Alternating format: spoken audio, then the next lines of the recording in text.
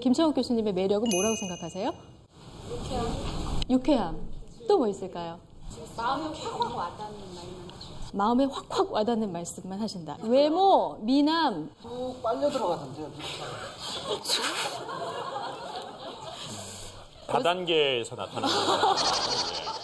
교주님이 되는 분위기가 연출이 되는 것 같아요. 헌금의 시간을 공식적으로 갖더라고요. 근데 뭐 교수님은 이런 매력이 있으시지만 또 뭐 털털함이 매력이신 분들도 있고요. 또 꼼꼼한 게 매력이신 분들도 있고 여러 가지 매력이 있는데 나만 모르고 그 매력을 나만 몰라서 이렇게 열등감에 휩싸이시는 분들이 꽤 많은 것 같아요. 아, 그런 것 같습니다. 네.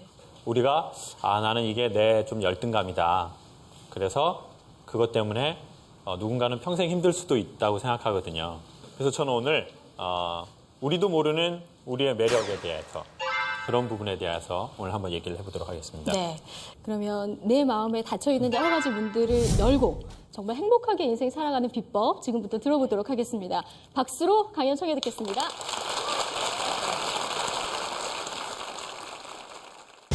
시시황황황 나고 회기역에서 그 아저씨가 제 힙을 이러시는 겁니다. 우발적 사건으로 그 얘기를 하고는 해방돼 버렸어요. 내 열등감 누가 알아볼까 봐 자기를 지키는 게 정말 힘들어요. 여러분, 우리 YTN 여기 스튜디오에 오시기까지 정문에서부터 여기까지 문 몇 개 통과해서 오셨습니까? 네? 누구는 3개, 누구는 2개니까 한 분은 지하로 오셨고요. 한 분은 정문을 통해서 오신 건데 중국의 황제가 살았던 성이 있습니다. 되게 유명한 성이고 여러분 동네에도 웬만하면 한두 개는 있는 성입니다. 자금성 바로 나오네요. 그렇죠. 자금성. 여러분 동네에 무슨 성 있나요? 만리장성. 대단합니다. 정말 뭐 한국에 없는 게 없네요. 뭐 만리장성 또요? 길림성. 황금성. 네, 그리고 아주 유명한 자금성이 있죠. 누군가가 그러더라고요. 자금성에 황제의 침실까지 들어가려면 99개의 문을 통과해야 황제의 침소에 들어갈 수 있대요. 아주 귀한 사람이니까. 그리고 되게 지켜줘야 하는 사람이니까 만나기가 쉬운 게 아니죠. 99개의 문을 통과해야 그 사람을 만날 수 있는 것 같아요. 근데 제 생각에는 우리 마음 안에도 우리 마음에 그 황제가 있는 것 같아요. 사람 마음 얻는 게 연애, 또 뭐 있을까요? 연애, 참 공격적 영업을 하시는 분이 오셨네요. 영업! 고객 만족! 영업. 그렇죠. 영업 또 뭐예요? 면접. 그리고 동반자요? 지금 중학교 1학년에 가 동반자라는 단어를 썼네요. 그 동반자 또 연애 그리고 사업. 그래서 사람의 마음을 유난히 잘 얻는 사람이 있어요. 그 마음의 결정을 딱 이렇게 하게 도와주는 놀라운 힘을 갖고 있는 사람들이 있죠. 그런데 그게 제 생각에는 마음의 문을 잘 여는 사람인 것 같아요. 근데 과연 그럼 그 문이란 뭘까? 뭐를 통과하면 그 사람들을 만날 수 있을까? 근데 예전에는 이렇게 생각했어요. 무조건 예쁘면 사람들이 사랑할 거라고 생각했어요. 여자분들이. 그런데 안타깝게도 제가 강연을 해보니까 스튜디오에 너무 예쁜 여성이 참여하시잖아요. 그러면 강사가 부담이 돼요. 사심을 갖게 되고요. 그러면 그날 강의는 잘 안 되더라고요. 오늘은 무조건 잘 되게 돼 있어요, 여러분. 오늘은 무조건 잘 돼요. 지금 웃지만 웃는 게 아니실 거예요. 지금 나 저런 나 저 진짜 자기는 생각도 안 하고 저 진짜 나 대박 진짜. 예뻐서 오히려 마음의 문이 닫히는 경우도 있습니다. 그래서 여성분들은 너무 잘생긴 남자는 부담스러워하는 분도 있더라고요. 막 조각같이 생긴 남자들 있잖아요. 여성분들 좀 그런 남자가 좀 부담스럽나요? 근데 그런 부담은 갖지 마세요. 그런 분들이 여러분 좋아할 확률이 없다고 보시면 돼요, 진짜. 그런 거 하지 마세요. 그런 거 하지 마세요, 진짜 막 이렇게 야, 장성건 너무 늦게 하지 않냐? 이런 거 하지 마세요, 정말. 매우 잘생기면 마음을 얻을 거라고 생각했는데 오히려 잘생겨서 멀어진 경우도 있어요. 돈이 많으면 사람들이 나를 좋아할 거라고 생각하지만 돈이 또 많아서 사람들이 나를 불편해하는 경우도 있어요. 그럼 과연 그 사람을 만나는 문이 과연 무엇일까? 그걸 한번 생각해 봤더니요. 어렸을 적으로 돌아가 보니까 금방 나오더라고요. 어렸을 적에는 상대적으로 친구를 빨리 먹는 것 같아요. 그렇죠? 어렸을 적에는 니네 아빠 뭐하냐 이런 걸 별로 따지지 않아요. 그래서 그때는 친구를 빨리빨리 먹는다고요. 그러니까 우리 어머니 사이에 이런 게 있을 수 있다고요. 우리 5분이에요? 4분이에요? 함께 오시죠. 5분인데 애들이 초등학교 1학년 때는 뭐 그냥 같은 초등학교였어요. 근데 어떤 집 아들은 뭐 이름 들으면 다 알만한 대학, 또 어떤 애는 이름 얘기해도 잘 모르는 대학, 그렇게 갈 수 있거든요. 그러면 조금 만나기가 껄끄러워지는 것도 없지 않아 있을 수 있죠. 아이들이 조금 비슷한 좀 그런 분위기의 학교에 갔나요? 대학을? 그래요? 아니에요. 다 똑같이 안 좋은 학교에 가득에. 알겠네요. 그러면 더 친해져요. 야, 니네 애들 빵점이냐? 우리 애도 빵점이다. 야, 인생 성적이 인생이 최고냐? 그렇게 해서 더 친해질 수도 있죠. 아니면은 다 같이 이름 들으면 알만한 대학에 가서 친해질 수도 있어요. 근데 문제는 이거예요. 한 애는 명문대, 한 애는 군대. 그럼 이제 엄마들끼리 사이가 좋아지기가 솔직히 어려워져요. 그래서 너희 애 어디 갔어? 우리 애 거기 갔잖아. 걔 지금 어학연수 갔어. 지금 과테말라로. 걔 거기서 완전 아프리카 스와힐리어를 엄청 잘하고 있어. 걔 그냥 원주민들하고 사업한다고 난리 아니야 지금. 그럼 이제 그런 얘기 들으면 조금 사람이 이렇게 되거든요. 추장 딸이나 되라. 자, 이렇게 되면 이제 사이가 점점 멀어지는 거죠. 저는 어렸을 적에 좀 유난히 밝았던 것 같아요. 선생님이 이렇게 야, 너희들 운동회 날이니까 오늘 새치기 하지 마. 그러면 야, 새를 치냐? 새를 쳐. 이러면서 애가 너무 밝았어요. 이렇게 막 항상 이렇게 지시 왕왕왕 나 꽁꽁꽁 꽁꽁꽁. 그리고 텔레비에서 나오는 거 유행어 있으면 항상 따라하고. 친구들이 다 저를 좋아했어요. 왜냐? 가식이 없고 뭔가 애가 맑고 정신이 없어 보이니까 되게 좋아했어요. 근데 어느 날 저는 이제 국민학교라고 부를 때 이제 학교를 다녔는데요. 1학년에 들어갔는데 신상 조사를 하더라고요.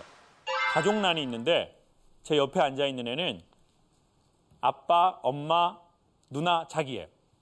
그리고 이름 쓰고 나이 쓰고 바로 옆에 뭘 쓰나요? 그렇죠. 학력을 씁니다. 학력. 근데 걔는 되게 자랑스럽게 아빠 대졸, 엄마 전문대 졸 이렇게 쓰더라고요. 근데 이제 일단 저희 집은 자식이 6명입니다. 엄마, 아빠 합치면 몇 명입니까? 8명입니다. 칸을 세봤더니 6개가 있었습니다. 식구는 8명, 칸은 6개. 어린 1학년이 고민이 빠지기 시작했습니다. 2명 누구를 뺄까? 위로 자르면 부모님이 잘리고 밑으로 자르면 나랑 막내 누나가 잘리고 밑에 칸을 2개를 더 그렸습니다. 근데 칸보다 더 힘든 건 부모님의 학력을 적는 거였습니다. 아버지 아무것도 없어요. 엄마 아무것도 없어요.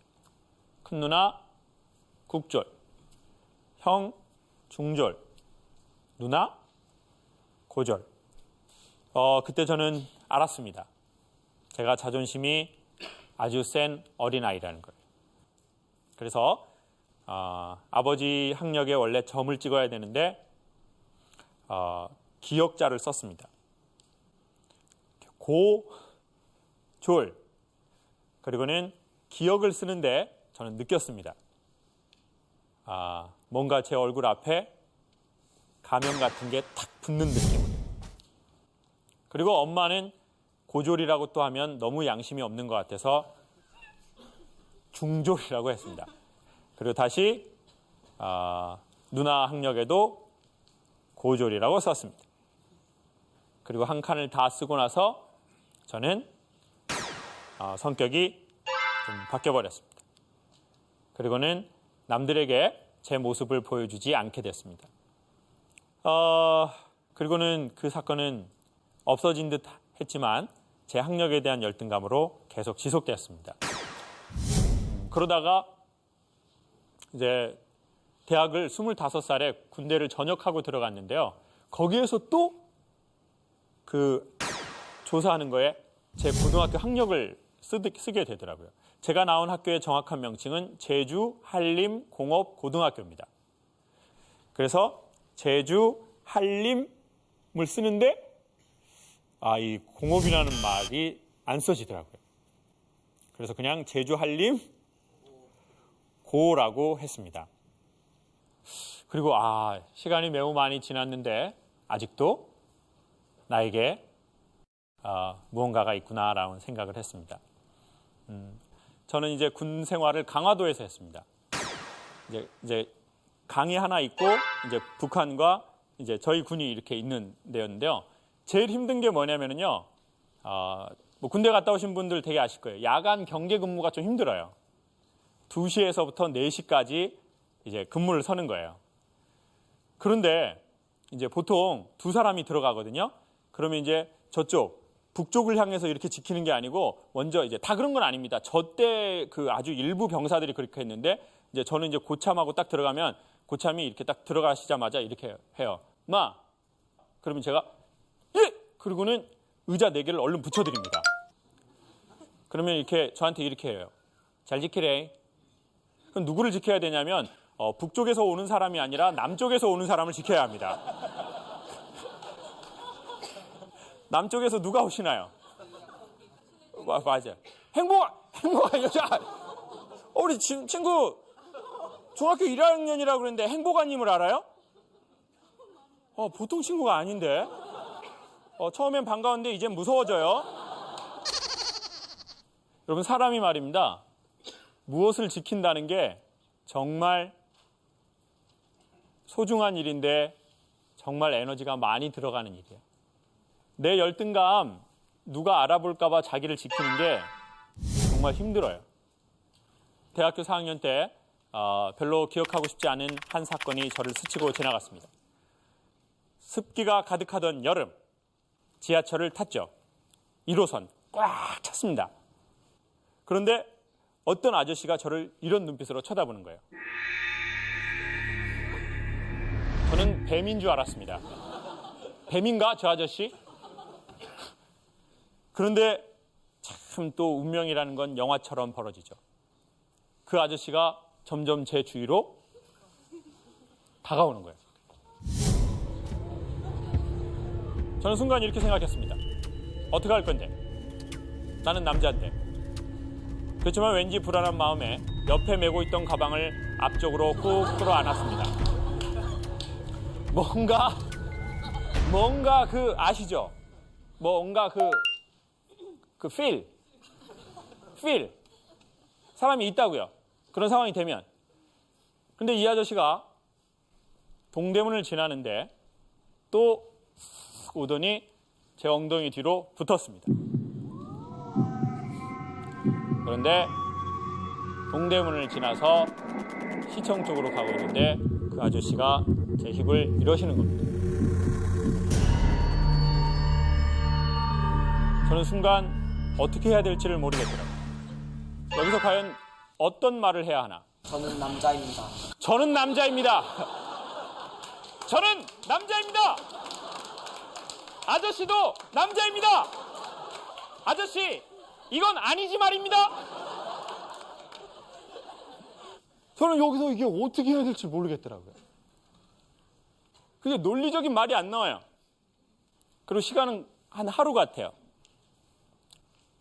그리고는 갑자기 화가 나서 주변의 상황을 고려하지 않고 아이씨! 하고 소리를 엄청 크게 질러버렸어요. 그랬더니 그 아저씨가 마침 문이 열리고 뱀처럼 내리기 시작했어요.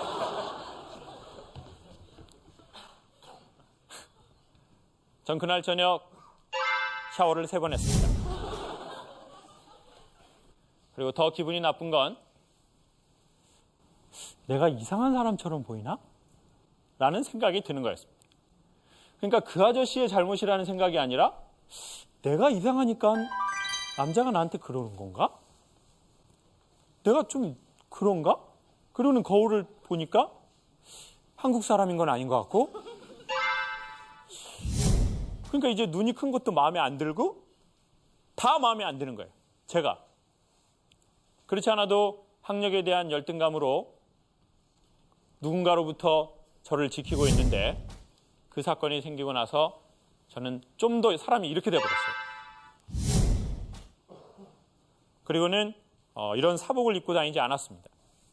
저는 군복을 3년 동안 입고 다녔습니다. 학교 다니면서요. 워카에다가 군복에 여학생들이 오빠는 언제 제대하냐고 날마다 물어봤습니다. 오빠는 언제 제대하냐? 제대는 안 하냐? 근데 저는 그런 말을 듣지도 않았어요. 듣지 않은 게 아니고요. 안 들리더라고요. 그러다가 사람이 죽으라는 법만은 없는 것 같습니다. 4학년 2학기 성차심리학 수업이 있었습니다. 인원은 오늘 정도 모이고 대부분은 어떤 주제를 갖고 토론하는 겁니다. 근데 그날의 토론의 주제는 성추행이었습니다. 저는 왜 이런 거지 같은 주제로 토론을 할까 하고 말하기가 싫어서 그냥 가만히 앉아 있었습니다. 교수님이 이러시더라고요. 요즘 성추행을 당해서 외상 후 스트레스 증후군에 시달리는 여성들이 많은데 사회가 적극적으로 나서야 되겠냐? 아니면 그 여성들이 용기 있게 나는 성추행의 경험이 있어서 절 좀 도와주십시오 하고 이렇게 단체에 얘기를 하면 좋겠냐? 그 순간 남학생 한 명이 손을 번쩍 들고 발표를 했습니다. 안녕하십니까? 경제학부 몇 학년 누구입니다. 아니 요즘 페미니즘 시대 아닙니까? 페미니즘? 우리 학교 여학우들 어찌나 용기가 좋은지 아침에 등교하면서 담배를 핍니다. 대단한 용기라고 생각합니다. 저는 그 여학생들이 담배 피면서 등교하는 그 용기를 갖고 자기가 성추행을 당했다고 먼저 말했으면 좋겠습니다. 언제까지 사회가 시간과 인력을 낭비해야 되겠습니까? 이상입니다. 하고 전역한 지 얼마 안 된 그 친구가 탁 자리에 앉더라고요. 여학생들도 뭔가 열음 받는데 아무 말도 하지 못하고 가만히 있고 저는 갑자기 이 사건이 생각이 나면서 제가 정신을 차렸을 땐 이미 제 손은 올라가 있었습니다. 안녕하십니까. 성악과 4학년 김창옥입니다. 저는 예비역입니다. 해병대를 나왔습니다. 근데 저는 2001년 여름 회기역에서 40대 아저씨에게 이런 사건을 당했습니다. 그리고 이 얘기를 하는 순간 창피해서 죽겠습니다. 군대에서 안 죽을 만큼 힘든 일을 당해본 남자도 아저씨한테 엉덩이 한번 갖고 이러고 있는데 대한민국이라는 문화에서 여자로 태어난 이후에 성추행을 당하고 성폭행을 당하고 나서 자기가 그런 사건을 당했다라고 용기 있게 누가 말할 수 있겠습니까? 우리 발표하신 학형은 참 미소년처럼 생기셨는데 아저씨한테 한번 당해보십시오. 지금 같은 그런 말씀을 그렇게 편안한 얼굴로 하실 수 있는지 심히 궁금합니다. 그리고는 저도 모르게 제 얘기를 다 하고 자리에 앉았고 이제야 정신이 들더라고요. 토론을 하라고 했는데 고백을 해버린 거죠. 갑자기 너무 충격적인 고백에 여학생들도 아무 말을 못하고 그 남학생도 어찌할 바를 모르고 교수님도 빅뱅이 돼버리셨습니다. 그리고는 5초 정도 시간이 지나니까 한 여학생이 휘파람을 불었습니다. 그리고 나머지 여학생들이 막 책상을 두들겼습니다. 공중으로 휴지를 날리고 난리가 났어요. 교수님이 오시더니 여성분이셨는데 내용이 너무 좋으니까 학회에 싫다는 겁니다. 김창호, 그는 당했다. 그러나 그는 이겨냈다라는 주제로 모든 학우에게 알려주자는 겁니다. 이거를. 그리고 놀라운 사실을 알았습니다. 여학생들이 제 등 뒤를 가리키면서 손가락질을 하지 않았다는 겁니다. 그리고는 커피하고 과자를 사들고 저에게 찾아오더니 자기들 얘기를 막 하는 거예요. 그리고 그 다음 수업에 대출도 해주고 리포트도 빌려주고 우발적 사건으로 그 얘기를 하고는 해방돼 버렸어요. 그리고 알았죠. 사람들이 나에게 큰 관심이 없다는 사실을요. 나만 그거에 엄청 관심을 갖고 있는 거예요. 사람들이 저에게 유쾌하다는 말을 종종 하는데 유머라는 말은 흐르다는 뜻이래요. 라틴어 휴먼에서 나온 말이래요. 그리고 반전. 그래서 사람들은 웃기는 사람을 좋아하는 게 아니라 어떤 사람을 좋아하는 겁니까? 웃기는 사람을 좋아하는 게 아니라 유머러스한 사람을 좋아한다고 참 어처구니가 없는 대답이 나오네요.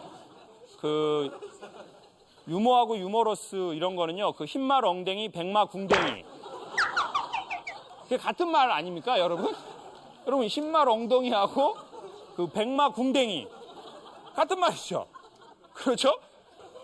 자, 여러분, 사람들은 웃기는 사람 좋아하는 거 아닙니다. 사람들은 흐르는 사람 좋아하는 겁니다. 흐르는 사람. 왜냐하면 사람의 몸의 70%가 뭐죠? 물. 비계 아니고 물이거든요.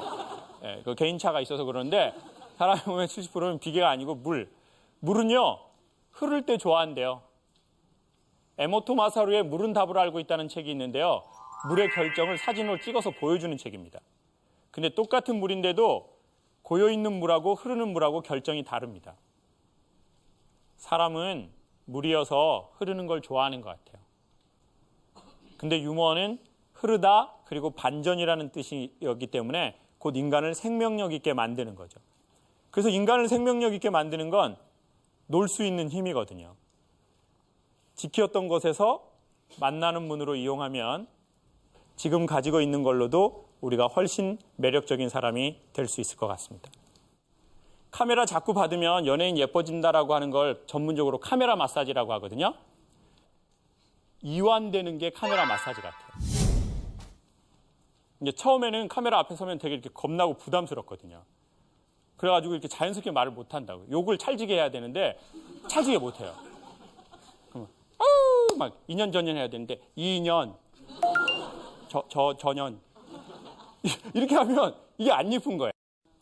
사람이 이렇게 풀린 게 예쁜 거거든요. 그 사람 표정 나올 때. 그게 카메라 마사지인 것 같아요. 우리가 조금 더 이완됐으면 좋겠습니다. 연애를 하시든 가정생활을 하시든 사업을 하시든 뭐 영업을 하시든